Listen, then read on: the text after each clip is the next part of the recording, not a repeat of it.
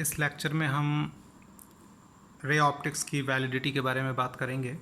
तो इसके लिए थोड़ा मैं आपको पहले डिफ्रैक्शन जो हमने पढ़ा था पहले, थोड़ा मैं उसको डिस्कस करूँगा। जैसे उसमें ये था कि ये स्लिट है ना, और स्लिट जो है इसके विड्थ क्या है, ए है, और डिफ्रैक्शन जो होता था तो ये इंटेंसिटी का डिस्ट्रीब्यूशन याद होगा, यहाँ से लेके ये फर्स्ट मिनिमा, ये भी फर्स्ट मिनिमा, ये इस तरफ है, ये सेंट्रल मैक्सिमा के ऊपर है, ये इसके नीचे है, ये पूरा सेंट्रल ब्राइट फ्रिंज की विड्थ होती थी, और ये सेंट्रल मैक्सिमा से मैं फर्स्ट मिनिमा की दूरी x ले रहा हूँ, और स्लिट से जो स्क्रीन की दूरी है वो z है, ठीक है। और ये थीटा एंगल था। तो पहले हम जब फर्स्ट मिनिमा की बात करते थे तो याद है हम उसको इवन पार्ट्स में डिवाइड करते थे, और a/2 आता था, तो a/2 साइन थीटा बराबर पार्ट डिफरेंस λ/2 लेते थे, और ये 2 से 2 कैंसिल हो गया, तो ये साइन थीटा लैम्डा आ गया। थीटा इज़ वेरी स्मॉल, तो साइन थीटा को थीटा लिख दिया। थीटा इज इक्वल टू क्या हो गया, λ/a। So this is condition for first minima. अब अगर हम ऐसे देखें इस ट्रायंगल में, theta is equal to arc upon radius type से, या tan theta perpendicular by base, तो थीटा क्या लिख सकते हैं, x/z। x/z is equal to λ/a। x की वैल्यू क्या आ गई, z λ/a। इतना आपको मैंने डिफ्रैक्शन में ही बताया था। आगे बढ़ते हैं। देखिए अब क्या है, यहाँ पे ये स्लिट है, और जब हम रे ऑप्टिक्स की बात करते हैं तो उसमें लाइट रे रेक्टेलरली प्रोपगेट करती है, ये ऐसे जाती है। रे ऑप्टिक्स में लाइट रे सीधे जाती है, यानी जो लाइट रे स्प्रेड होगी वो पूरे इतनी विड्थ में, ये अपर्चर होगा, सर्कुलर अपर्चर ऐसे मिलेगा आपको, और ये जो वैल्यू होगी इसकी, ये स्लिट की विड्थ के बराबर होगी।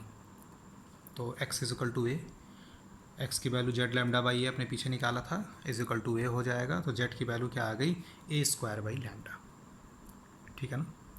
तो जब तक z की वैल्यू a²/λ के बराबर है तब तक रे ऑप्टिक्स वैलिड है, या यूँ कह लीजिए कि z की वैल्यू a² हो या उससे कम हो। क्योंकि देखो होता क्या है ना, कि अगर मैं स्क्रीन को आगे बढ़ा दूँ तो देखो थोड़ा सा डिफ्रैक्शन और कम हुआ, थोड़ा सा और पीछे, और मैं आगे बढ़ाते जा रहा हूँ, बढ़ाता जा रहा हूँ।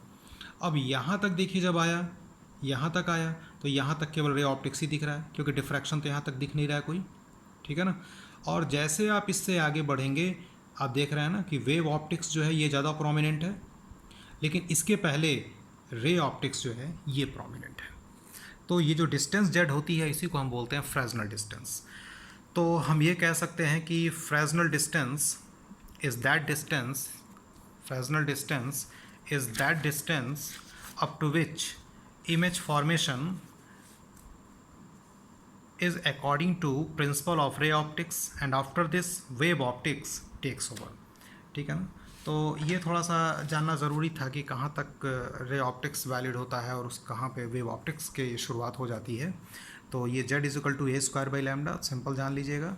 अगर ये z की वैल्यू a²/λ से कम है या बराबर है तब तक रे ऑप्टिक्स, और अगर z की वैल्यू a²/λ से ज़्यादा हो गई, z की वैल्यू a²/λ से ज़्यादा हो गई, यानी कहने का मतलब ये है कि अगर x की वैल्यू a से ज़्यादा है, अगर x की वैल्यू, ये वाली जो वैल्यू थी x की वैल्यू ये है ना, अगर a से ज़्यादा हो गया तो वहाँ पर वेव ऑप्टिक्स जो है ये प्रोमिनेंट हो जाता है, ठीक है।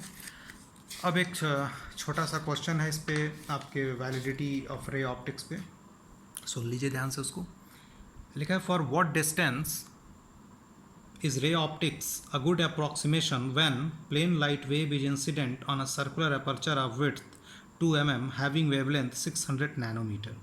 तो बोल रहा है कि रे ऑप्टिक्स गुड अप्रोक्सीमेशन कब तक होगा, up to Fresnel distance only. कब तक, फ्रेजनल डिस्टेंस, यानी लिमिट पूछ रहा है।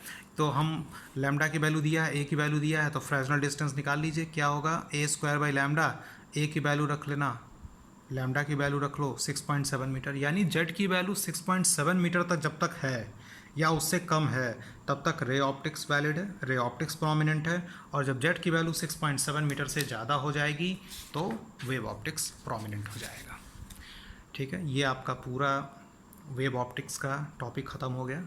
अब अगला टॉपिक आपका मैं इलेक्ट्रोस्टैट शुरू करूँगा, है ना। अगला लेक्चर उसका जल्दी ही मैं अपलोड करूँगा वीडियो उसके।